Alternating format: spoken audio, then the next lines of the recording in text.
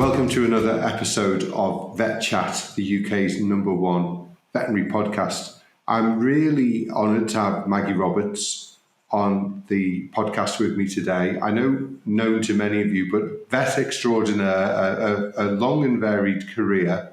Obviously, a feline vet at heart, I think it's fair to say, Maggie, although yes, I know it is. you've treated many different creatures in your time as a vet. And obviously known as working at cat protection for a long time, but I know you've branched out into another avenue that we'll be talking about a bit later on in the podcast. Yeah.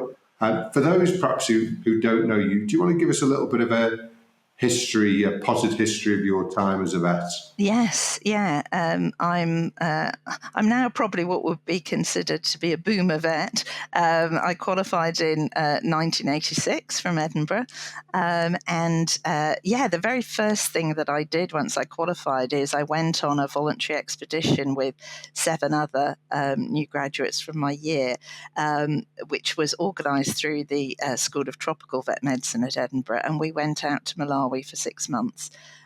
Which was a real life-changing experience. I think, we were working on a project about goat husbandry, comparing the traditional, very, very extensive husbandry methods with slightly intensifying, not to a sort of European level, but, the traditional method obviously was just, turn the goats out and send a small boy out with them and come back at the end of the day.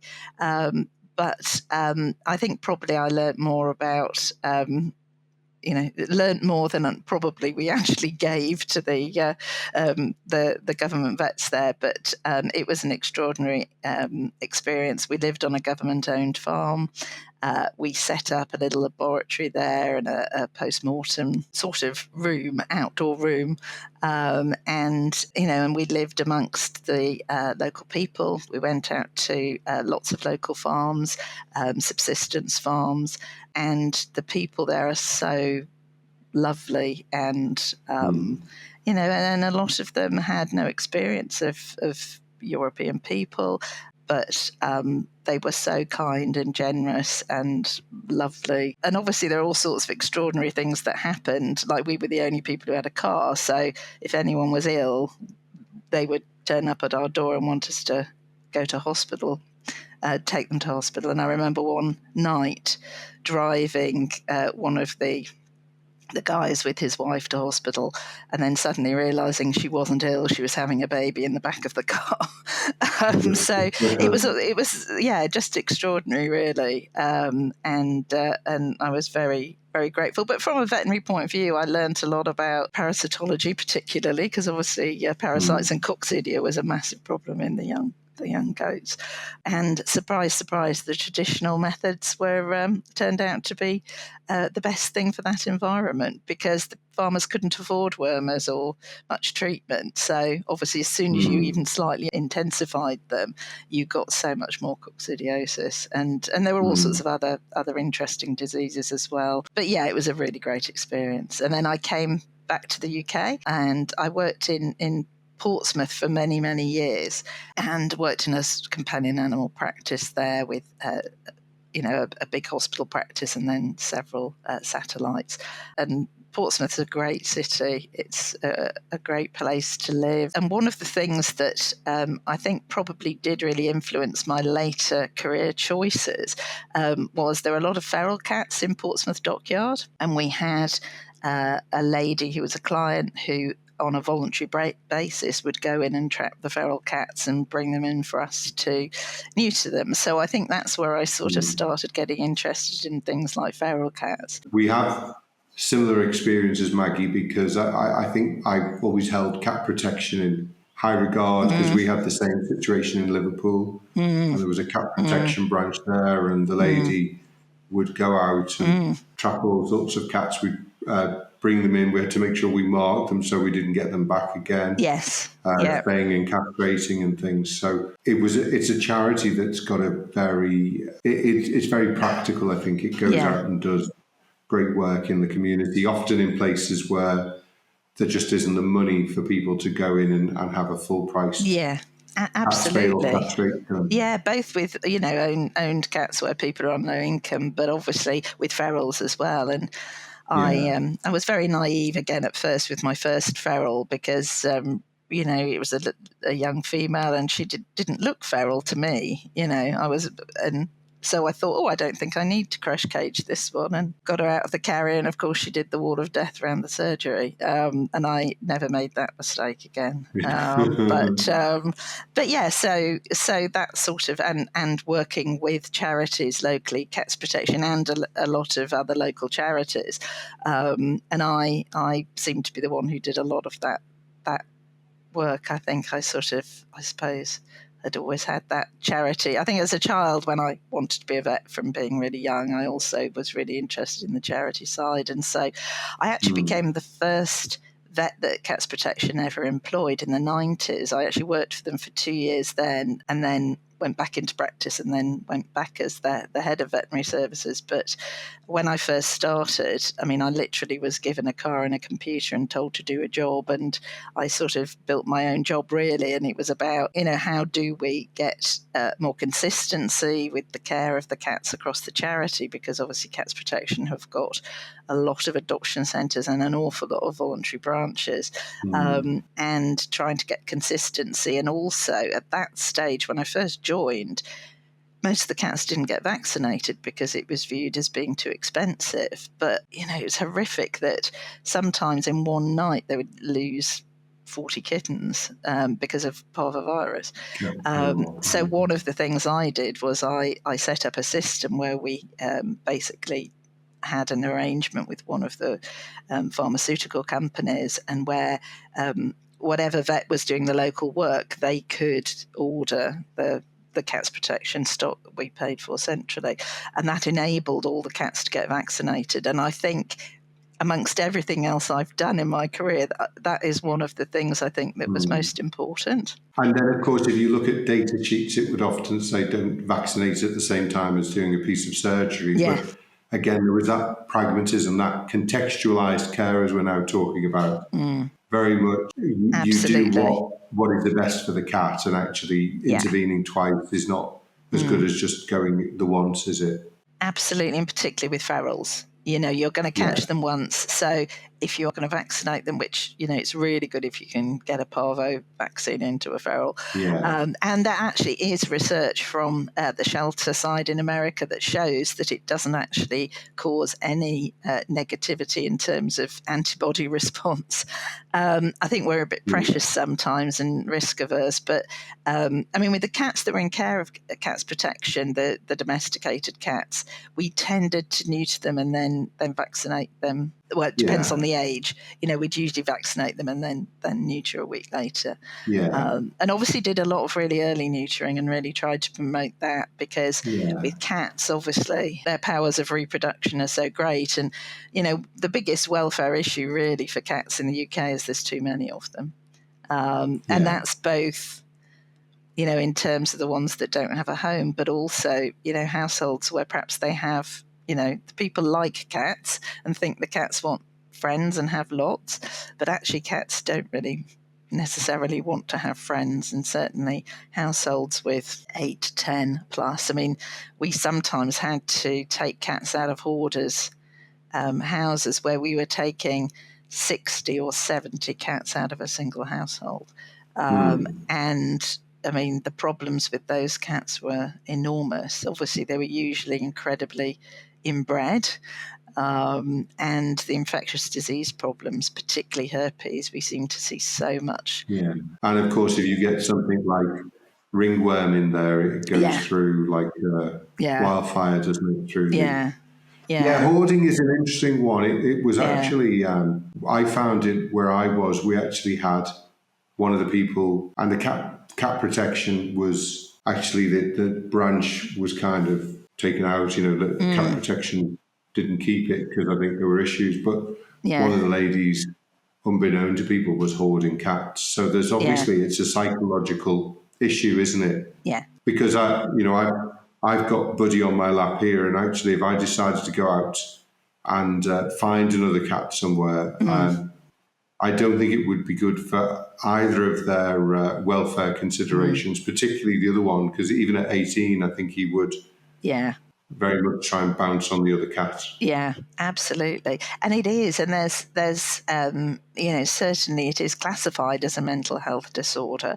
And I think it is related or there are similarities with inanimate object hoarding, that quite often the people have had histories of previous mental illness, or that they've had a single traumatic life event that often can trigger it.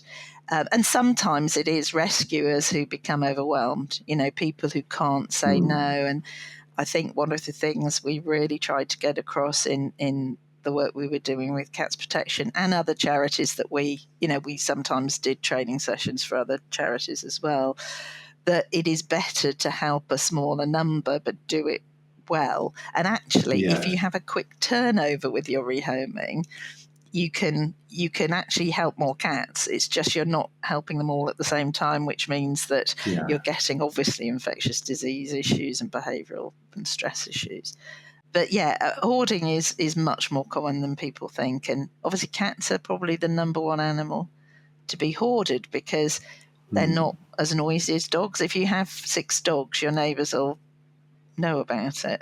Yes. But you can have 30 cats, and it's usually only when it really starts to smell and people complain to the council that often it gets discovered. And the people are highly secretive. And sometimes we'll bring 1 or 2 animals into the vet, the same 1 or 2. I had a client in private practice who I thought had a dog and a couple of cats, who later on, through Cats Protection, I found out had 30 cats, and I never knew.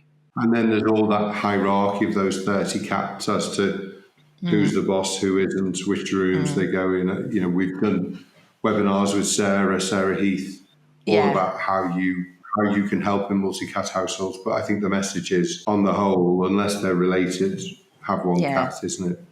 Yeah, and and obviously if you've got a massive mansion, then each cat could have its own room, because it is about the cat having its own space, its own resources. Yeah. But generally in a normal house, either perhaps having a couple of cats that are siblings or something like that, or on the whole single, because sometimes even siblings, once they get to social maturity, don't necessarily get on. And it's quite interesting at Cats Protection, when obviously we kept the cats in pens while they were in care, that if they'd come as a pair and the people who'd relinquished them said they get on, we'd put them in the same pen. But quite often we'd discover that actually once they were in that confined space, they didn't really like each other that much. And sometimes one would block the cat flap or block the food, and so sometimes we had to separate them. And some of them did, were friends, but it's not an automatic thing, and we have to always bear that in mind. And then the opposite, I was at the Guinea Pig Welfare Forum's first meeting in Birmingham last week, and of course guinea pigs, you have them on their own and it's really deleterious for their welfare. And actually they were saying 2, whilst it's a better number, if 1 dies, then they're back to 1 again. So it's better to have 3 or 4, so that there's a little group, or even bigger than that, because that's how they are, obviously, in the wild. Yeah, and I sort of almost by accident, which is never the best way to acquire a pet, ended up with a guinea pig that had been rescued from a not perfect environment. But then, of course, I had to go out and get another guinea pig. And then, of course, one of them died, and I was a bit like, so actually I did rehome that one to somebody who had about 12 guinea pigs. And I'm sure she was much happier. But it's sort of sad, isn't it, how animals like rabbits and guinea pigs are often kept on their own, and cats that don't particularly want to be with lots of cats are more commonly kept with lots of cats. So I do think that whole getting the public to understand that different species from a behavioural point of view and really have different needs. I think this is where charities like Cat Protection have done so well, because at the forum there was a lot of chatting, and it was basically what's the most important thing to do. And it was education. And that's a huge role, I think, for for all charities, isn't it, that we get to the point, because actually people think that guinea pigs and rabbits make really good children's pets, whereas actually I think they're harder work from a husbandry perspective. I'm shooting you down if you want to, Maggie, than a cat. A cat can be quite independent. I totally agree with you. I don't think rabbits make very good pets generally, and they're a lot of work to do it really well. Guinea pigs, I think, as long as you have got more than one, there's still a lot of work, but I think they're perhaps slightly more robust. Rabbits seem to just like to be ill and die. So I do think, although cats still require, obviously a lot of care, particularly if you've got a cat that goes outside. I mean, I've got fields behind my house. My cat has a cat flap. He goes out and he does his own thing. He does a lot of hunting. So he is quite a low maintenance pet. I mean, he's 5. He doesn't have any touch wood. He doesn't have any health problems at the moment. So it was certainly much easier than having the guinea pigs. But yes, it is about providing the right environment, I think, for whatever pet you had. I mean, I have to say that increasingly I just think there's a lot of animals that are kept as pets that probably shouldn't be, such as some caged birds and reptiles where they're difficult to keep. I think the same. I think it's... of all of the scratches that I got in my time as a vet, there were more that came from rabbits, I think, than from cats, because rabbits can be quite good with their claws, can't they? Yeah, and I once got a massive scratch from an iguana, and it took ages to heal. I mean, it was a bit weird. It didn't look like it was infected, but it was, the back claws. And yeah, I think on the whole, dogs or cats are probably the most suited to living with us. Just as a final one, as an ornithologist, Maggie, I do hope your cat has got a bell on. Give the bird a fighting chance. Yeah, I don't have a bell on my cat. I mean, there's limited evidence that bells actually work. I mean, he does hunt a lot, but luckily, because I'm also a bird lover, my parents were really enthusiastic bird watchers, so I grew up being taken on trips to see things. Luckily, he tends to go for the rodents, which, well, I suppose it's not lucky for the rodents, but there's lots of field mice and field voles, and he very, very rarely gets birds. And I do have bird feeders in the garden, but they're very strategically placed, so he can't get up them. Only the squirrels can get up them. But yeah, it's one of those things where obviously your love of different species can come into conflict. But obviously the biggest issue for our native birds is the decreasing amount of suitable environment. The most endangered species are not ones that the cats get. They're ones where they're ground nesting birds and things like that. But yes, it is a challenge, and obviously it is suggested to keep cats in at dawn and dusk to decrease their predation.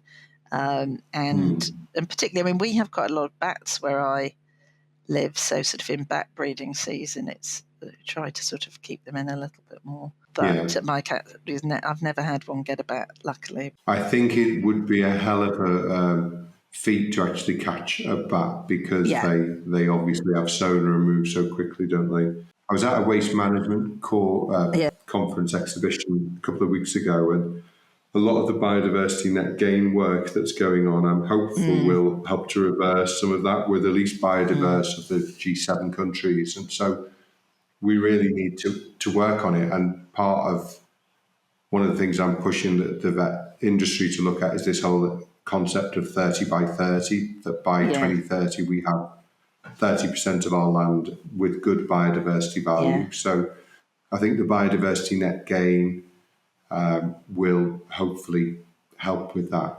Yeah, I hope so. And then, I mean, another sort of huge topic, obviously, is with what's going on with the climate crisis, etc. And should we have so many carnivore pets? Really, is another question. And the whole, what do we feed them on? But that's a whole other topic.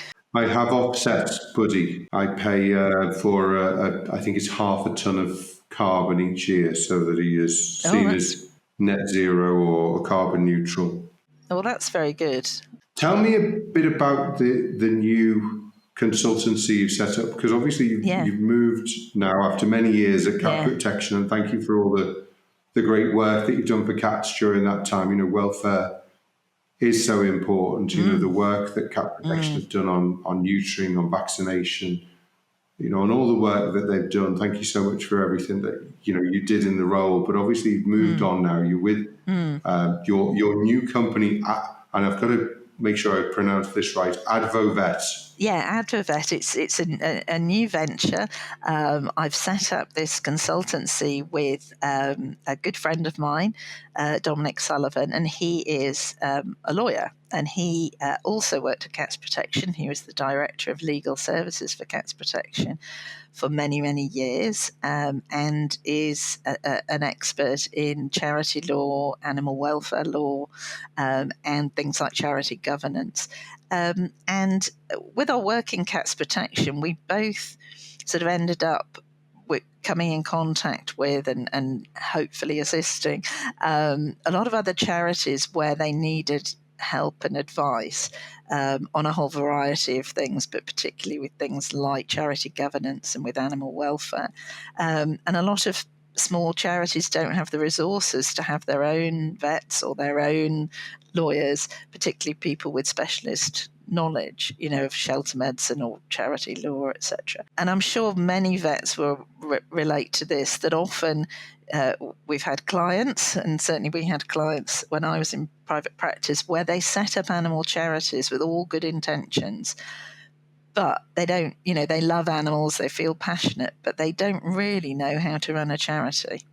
And they don't really understand that treating animals in a charity on a herd basis is very different to just having owned pets.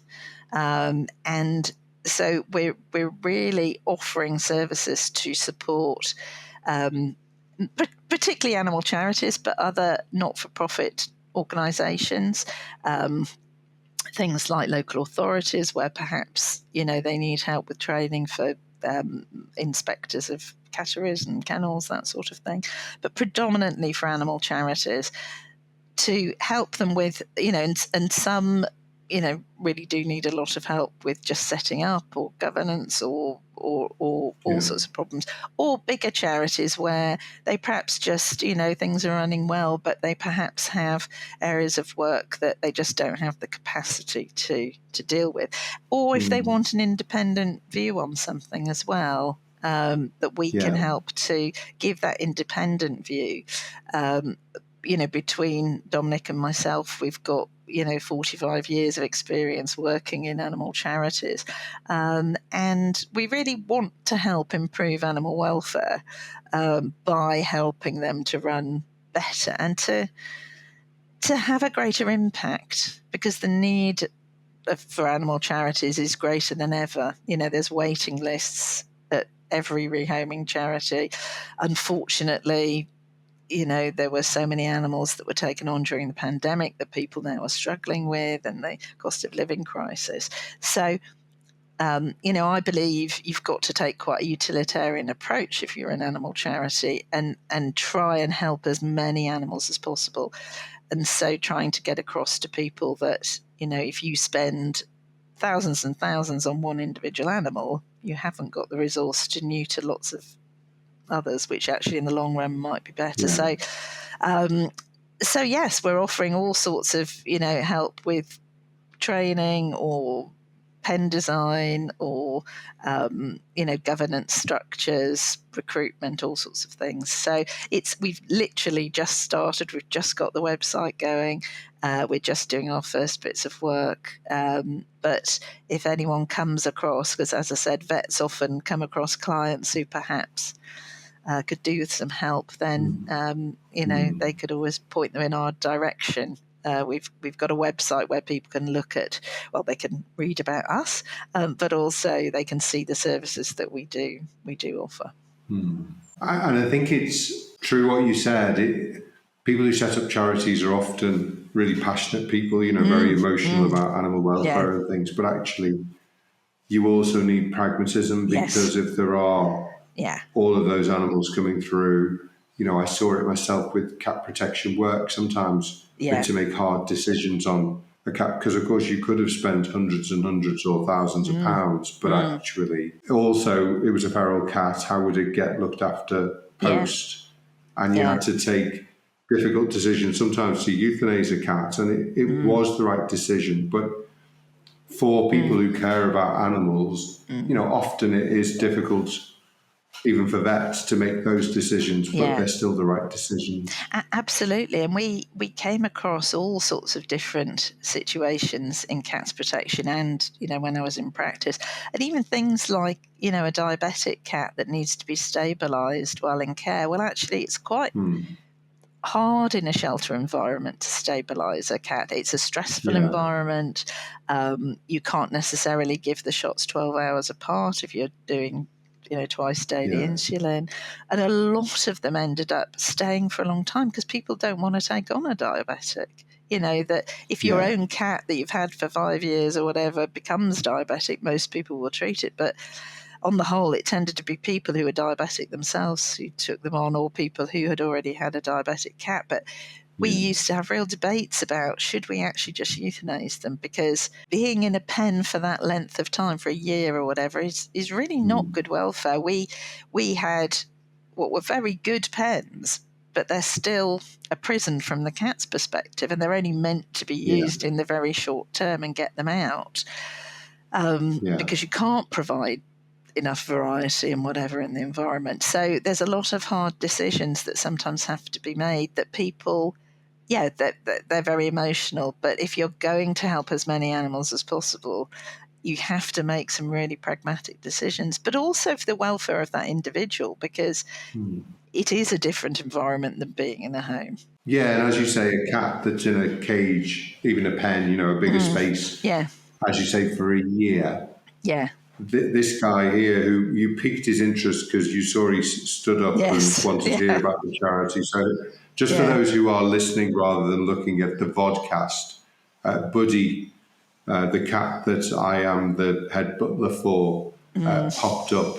He was obviously very interested. And I think the other great point you made there was, even for a bigger charity, sometimes to have somebody who can look at it with fresh eyes, an independent who is a vet, has experience in that area, can call on legal help if they need to. Sometimes if you're in the middle of a situation, you don't quite see the bigger picture in the way that somebody from the outside can.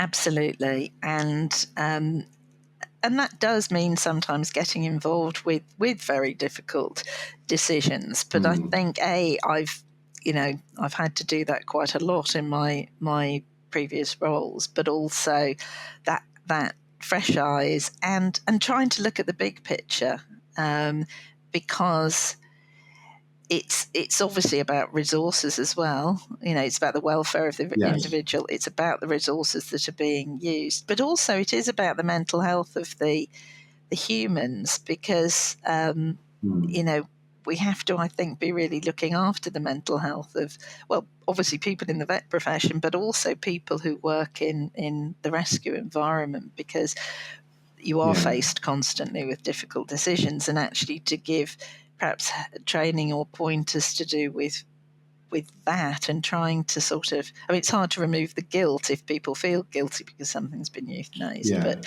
I've always, as a vet, viewed euthanasia as a privilege. I think it's an incredibly useful welfare tool. And I think this is because I'm getting old, I get a bit worried sometimes that it seems that some younger vets, and this is a sweeping generalisation, I appreciate, but seem to see euthanasia as failure. And that then actually, I think, has a greater toll on people's mental health. But being able to relieve suffering, and obviously it's not a welfare issue to be dead. Yeah, and the guilt thing is not good. We do the best that we can, and actually it's guilt in the sense of if you've done something wrong, that's right. It's almost not guilt, it's shame, isn't it? People feel really bad about themselves that they've done this. Whereas obviously all of us die, all animals die. And I always used to say to people, I'd rather that we took this cat dog 2 weeks too early than 2 weeks too late. And people would often bring in a moribund cat into me that would be presented, sort of prone on the table. And they said, we didn't want to bring it in sooner because we knew that you would put it to sleep. And I said, well, you've given me no choice now. Whereas if that cat was hypothyroid or it had kidney problems, with relevant treatment, we might have kept it going for another year, 2 years, above and beyond what it had. Yeah, I often was in that position, as I'm sure every vet has been in. And what was always hard was when people said, oh, should I have brought him in sooner? And I always felt at that point when you were euthanizing them, I didn't want to make them feel bad. So I always used to say, well, probably just in case, you have another cat in the future, medicine's improving all the time. So it's always worth coming in sooner rather than later to try and get it across, but without being, there's no point in really upsetting people at that really emotional time. And I think the other thing that people have to always bear in mind, and this is something that we used to have to try and get across to people like volunteers, animals live in the moment. They're not thinking, oh, can I make it to Christmas, or I want to see my grandchildren at Christmas sort of thing.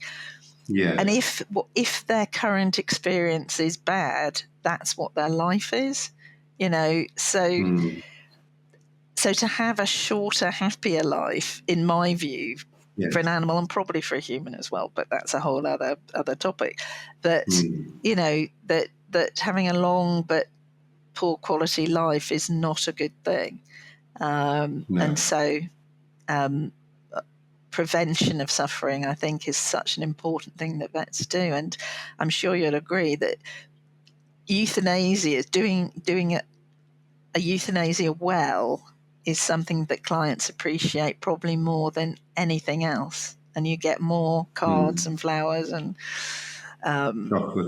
chocolates. Then a great clinical examination and diagnosis and cure. Yeah.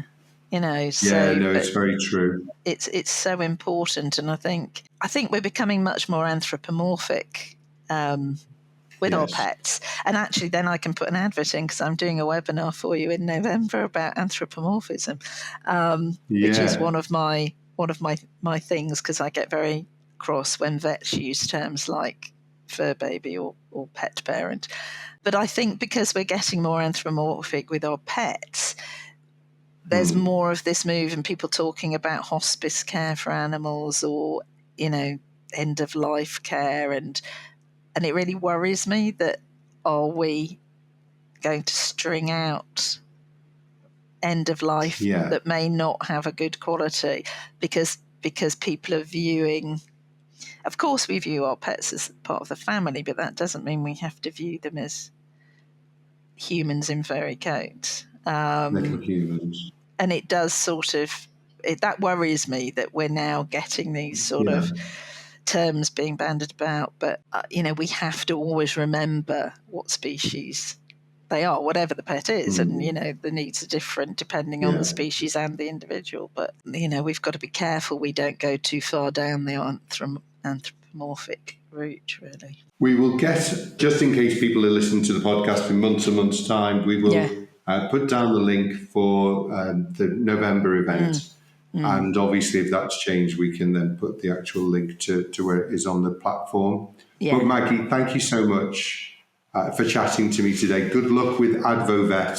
Thank you. It seems like a really useful service to be able to provide for vets working in charity settings, or indeed just charities themselves. So, thanks so much. Yeah, and thank you so much for letting me talk about it. And just if people want to look at the website, it's www.advovet.co.uk. So have a look at what we're doing. Thanks, Maggie. And thanks everyone for listening. Hopefully see you on a podcast or a webinar very soon. Take care. Bye-bye. Bye.